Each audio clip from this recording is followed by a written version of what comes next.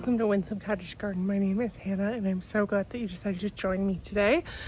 We are in the city. It is a glorious evening. It's like right around 70. We did have a lot of rain this week that really knocked some things over, but I just spent some time in my front yard tidying around, and I thought before I got too far into my other tours I wanted to do today, I would pause and go give you guys a tour of my front yard in the city.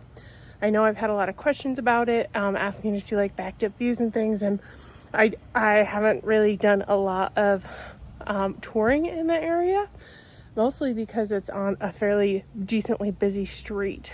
I guess I'm a little self-conscious about filming there, but I decided to do it for you guys, especially because everything is looking okay right now. It's a little crispy despite the rain, because before the rain there was a lot of heat, but it's still looking good, and I thought I would share a little bit more of it with you guys. So let's head on up there. We're going to kick this tour off where we finished up with the August tour with these beautiful hydrangeas. If you look at it from this way, there are two big limelights and a hibiscus in the middle.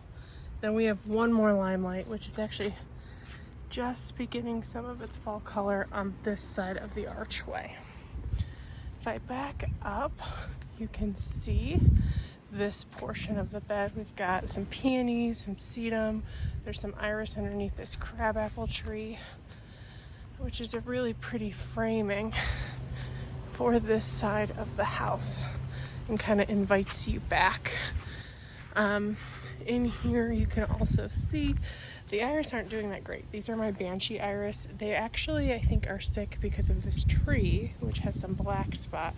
So I've been trying to get some of the leaves up, but there's phlox and there's a really pretty balloon flower right here I wanted to show you. Look at that. It's like a really light pink. I've got a couple of them. They're mostly bloomed out. But this one, it's just got some last little bit of color left. Here's some of the dahlias we planted. These are mostly just ball dahlias. Here's a yellow one. This one is just opening.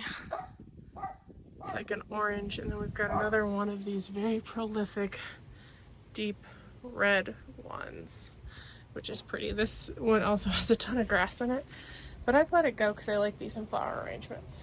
They have like a little fun.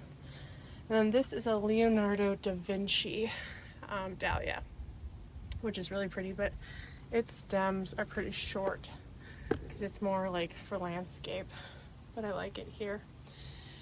There's one more here, which is a really pretty like pink, and then this is an October sky dahlia that hasn't bloomed yet, but it's got some bubblegum pink petunias around it. Let's see, let's go explore this a little bit more. Okay, so I just shut those, hoping the dogs will be a little more quiet. But we do have a couple of seed dahlias in here that haven't bloomed, or no, these are the Cafe con Leche mix that haven't bloomed yet. We have some pincushion flowers, which are putting on a new blush, but it's a little dearth of color. I'm actually thinking about pulling these daisies out and putting like a small maroony hydrangea in here like we have in the wisteria bed at the cottage. But over here, this is really all about textures. So this bed not too long ago was actually full shade. I had another tree that was blocking it, and now it gets more sun. So some of these things are a little crispy and are gonna have to shift. But for now, they look okay. Hellebores are here. Here are some of my collections of toad lilies that are just beginning to bloom. You can see that they are covered in them. This is a really pretty variety too of a speckly, and I have one more in here that hasn't bloomed at all yet.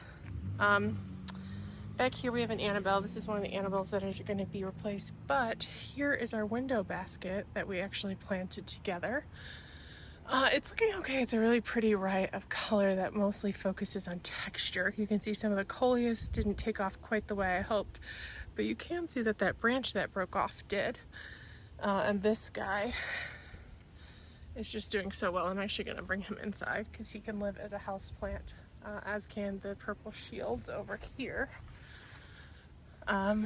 So they're going to come inside this winter, which will be pretty. But it's a nice little blend of color for this big window. Over here you can see the backside of the Japanese maple. I do have some more cafe con leche dahlias here that are just beginning. This one is like a pale pink with a hint of lilac. It's very pretty. You can see I had some deer damage, which is a bummer. But in general, and then this is still be dried out a little bit during some of our heat, but it'll be okay. It's a really pretty view of various textures. This is a little quick fire hydrangea standard. This is actually the same kind that's in the front yard at the cottage. It's just a little smaller and further along. But back here, it's kind of a no man's land. This is actually where I think some of the Annabelle are going to go, which will be pretty, and that'll just take you back to the backyard. And then I do have some foxglove that are started from seed in here. But let me circle back around to the front of this bed. This is a St. Swithin's climbing rose. Hasn't done a ton this year, but it doesn't get a ton of sun. And this bed is just all about texture. So there's the Japanese maple that's here. We've got a whole ton of different hostas and hellebore. This is actually one of the clematis we planted earlier this year that I think is dead. We'll see if it comes back. I'm thinking I might rework the drip in here rather a lot. But we've also got some spirea, some variegated white Gilia, which is that one. And then we had in here some Hakanakloa, but a mole ate all of its roots, and this is all that is left. So that is kind of what it's looking like. It's a really pretty, just simple front yard. Let me show you.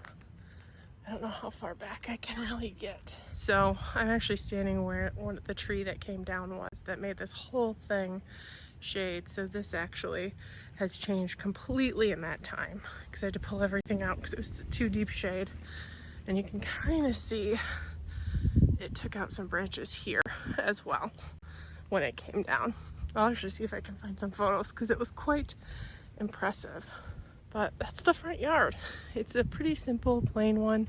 My dad and I actually did all of these lines. When I moved in, it was, actually this tree was here, but it was in an island. So like that was there and the bed ended there. So we brought it up and we pulled this out because the bed over here was actually an island. And so we made it one big deep bed, and we actually did move the Japanese maple about 3 feet to get it better centered. I'm really hoping I can find a clematis that'll live on this guy because that was the second one that died.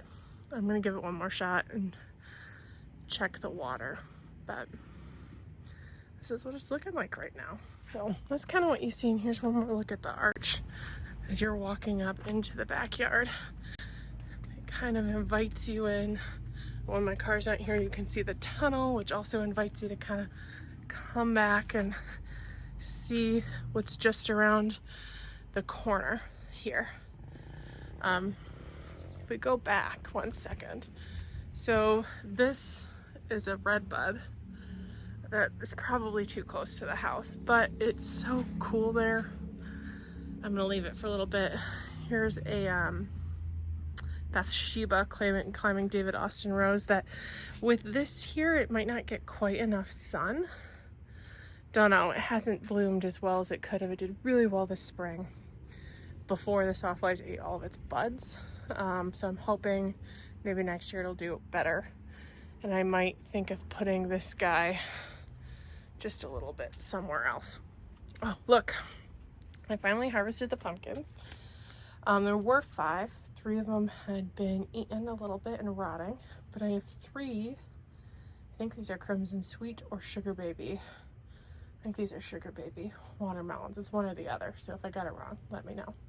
But they're pretty small, but they sound right. I said earlier that this kind of invites you around and you kind of see the marigolds that shine, and you realize that there's all these peppers here, and I am gonna tweak this a little bit. The phlox likes it. The iris, this drips a little bit, so I need to find something that likes water.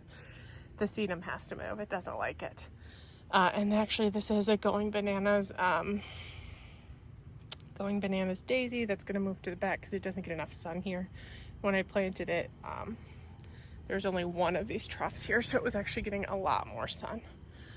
But now, not so much.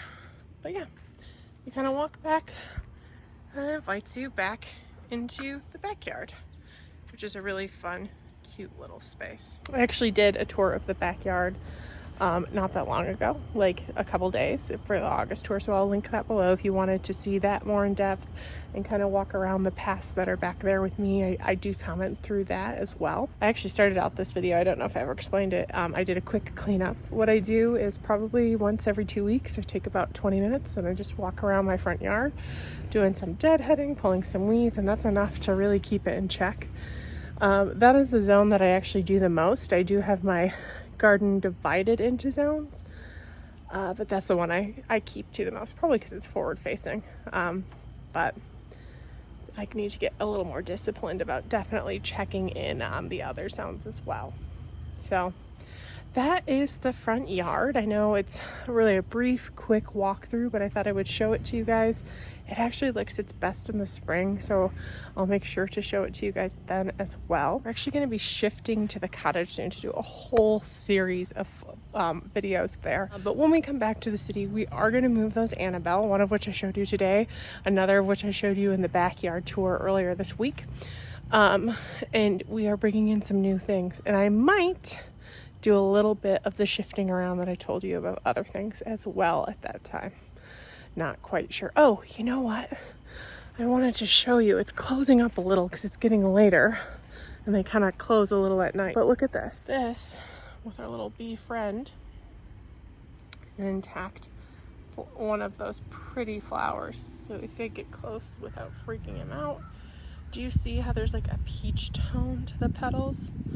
So pretty. I mentioned this in our last video because there was a bloom I'd been saving that had been torn to bits by the rainstorm, but this one's whole, and actually it's closing a little, but it usually is like very flat and open wide during the day. I love it. It's one of my favorites, and this guy survived our rainstorm, which is fun. He reminds me of a peony a little bit with some of his forked petals and fluffiness. So pretty. Anyway, that is really it for this video. Thank you so much for joining me today. If you liked it, please make sure to like and subscribe and leave a comment below if there's something that you wanted some more details about. I really appreciate the feedback, and I really appreciate you joining me today. Until next time, bye-bye.